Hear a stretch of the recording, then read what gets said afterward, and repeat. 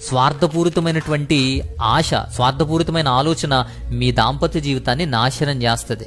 మనుషులకు ఎక్కువగా ఉండేది స్వార్థం. స్వార్థం అనేక రూపాల్లో ఉంటుంది. స్వార్థమే కోపానికి మూల కారణం. నేను చేసిందే కరెక్ట్ అని, నా మాట వినాలని మొండిగా ప్రవర్తించటం, ఎదుటి వారి అభిప్రాయాలు లెక్క చేయకుండా నాకే తెలుసు అనుకోవడం అస్సలు ఉండకూడనిది ఇద్దరి మధ్య. చెప్పే అవసరాలు ఉంటాయి, చెప్పుకోని అవసరాలు కూడా ఉంటాయి ఇద్దరి మధ్య.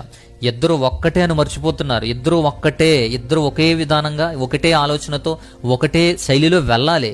ఇద్దరు ఒకటే అని మర్చిపోయి డబ్బు విషయానికి వచ్చేసేటప్పటికి స్వార్థం ఎందుకు వచ్చేస్తుంది, స్వార్థం ఎందుకు పెరిగిపోతుంది? అది మీ ఇద్దరి మధ్యే కదా. పనులు, ప్రాబ్లమ్స్ విషయంలో కూడా స్వార్థం ఎందుకు వచ్చేస్తుంది? మా వాళ్ళు అని ఇష్యూని మా వాళ్ళు, మీ వాళ్ళు అని చెప్పి గొడవ చేసేస్తారు.